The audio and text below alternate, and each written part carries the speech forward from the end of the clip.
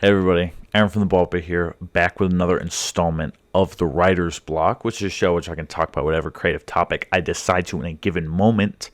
And I'd just like to apologize in advance before we get into it. It's a bit late at night for me. It's very late Monday night. I'm trying to get this video out for tomorrow. So yeah, just roll with it. So scrolling through Twitter. No, it's bad for my health, but I still do it. Sue me. I came across a tweet that referenced shows and movies basically adding useless sex scenes into the show or movie for attention or whatever else that don't need to be there. And while I'm sure that happens, I feel like overall a lot of society is very sex negative in a way when it comes to their media.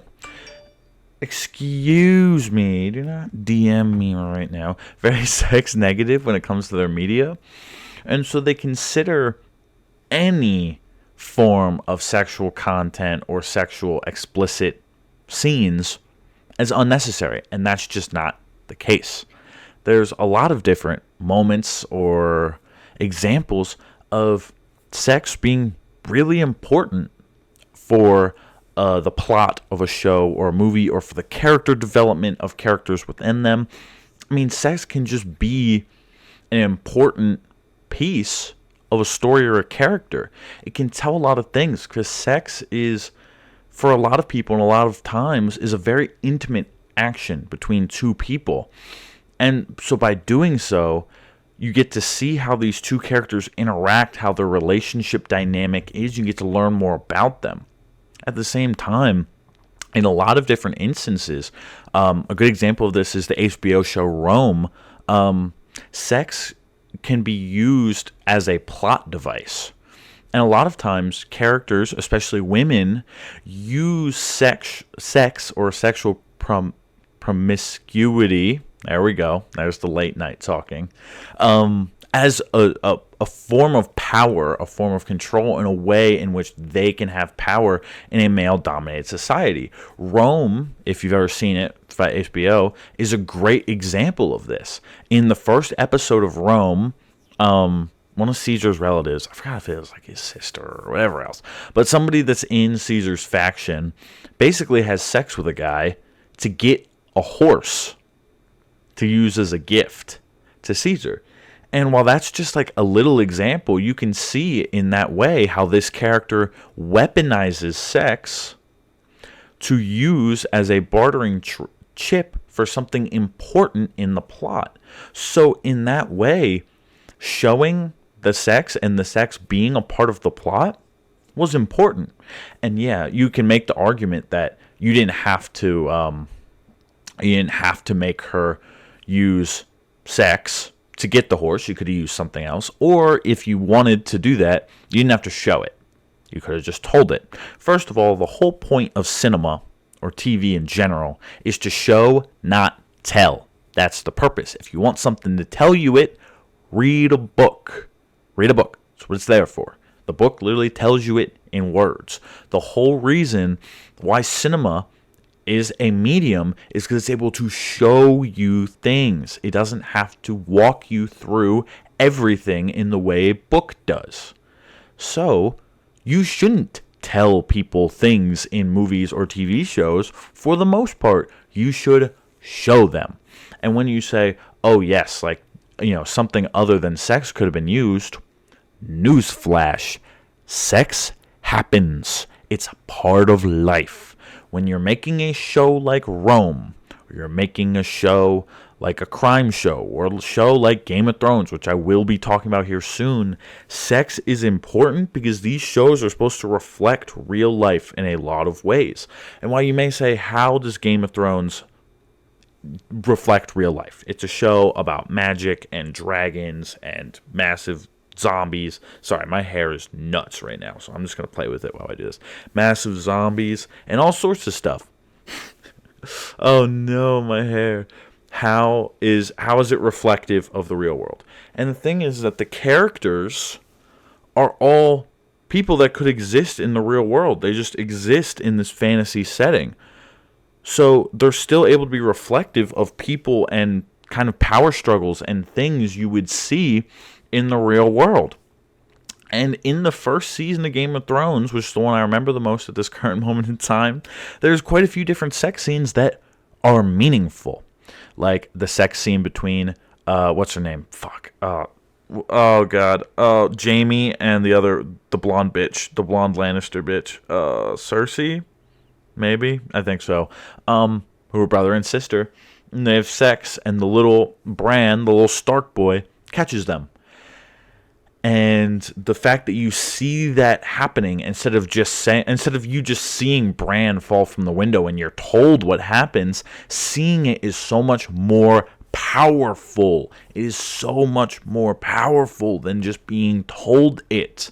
When you see what's the fucking Greyjoy, the guy who's the villain in John Wick. Oh, I forgot his name. That fucking guy. When you see him having sex with the prostitute, you learn a lot about his character. As I mentioned before, you can learn about characters. Learn a lot about his character, mainly his arrogance. When you see the sexual interactions between Daenerys and Drogo, I think his name is, the Aquaman, it tells you a lot about their relationship. At first, Drogo sees Daenerys essentially as subservient to him. You can tell that by the way they have sex, which is, trigger warning, rape.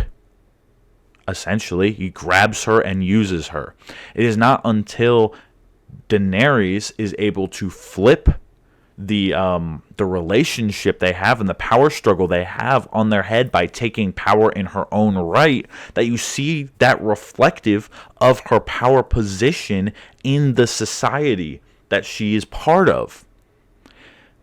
These are important parts of the characterization and the plot of Game of Thrones, and simply changing them to be other scenes would remove a lot of the power from it. Of course, a good story writer could change it from sex to something else and have it still be impactful. But why? When the way you're doing it is incredibly impactful and it's able to be understood by everybody who's watching Game of Thrones. Meaning not children. Don't have your kids watch Game of Thrones. And the reality is that sex is a part of life. I don't understand why people are so sex negative.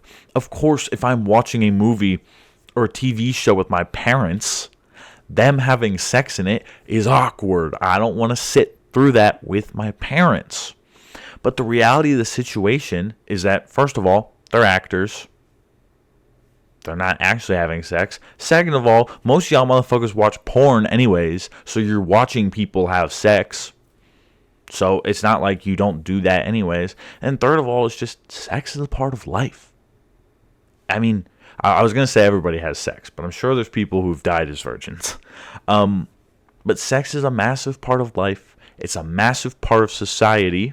It's a massive part of relationships. A lot of relationships are built or developed or improved or whatever else through sex. You learn a lot about somebody when you have sex with them. There's a lot of importance socially through sex, and to just wipe that completely from existing in movies and shows is ridiculous. Is absolutely ridiculous. When shows or characters are supposed to mirror or seem like people you would meet in the real world, they should seem or be that way. Sex is a part of the real world, meaning sex should be a part of movies and TV shows. Sex is important in the real world in the same way that sex is important in movies and TV shows, and it should not be removed. Of course, there are examples of movies or TV franchises or whatever else that misuse sex and have it there just as eye candy or just to get attention or whatever else. I'm sure that happens. Absolutely, I actually know it does. But it's not every time, first of all. And second of all, who cares? Who cares? If you don't like a TV show that you think has too much sex, don't fucking watch it. Crazy idea, right? I don't sit and watch every TV show and be like, yo, where's the fucking sex, dog? This is ridiculous. And just go online and complain about it. I just go, okay, this is the story that this show is trying to tell. Here are the characters. Here's how they develop and display these characters. Cool. In the same way I watch a show that has sex in it, I go, okay, let's look at this scene right here. How are characters being developed through this scene? How are characters learning through this scene? How are characters being characterized through this scene? What is happening with the plot in this scene? You should have a deeper understanding and analysis of literature and art that you consume to understand that the sex scene a lot of times isn't just the sex. It's what the sex means. And that's important and very important to your ability to analyze media. That's really it. That's all I got for you. It's late. I need to go to bed. Got an early day tomorrow. Thank you guys so much for tuning in to another episode of The Writer's Block. I thank you guys for all of the support. As always, I hope you have a great rest of your day, no matter when or where you are watching this. Stay safe. Love y'all. Have a good night.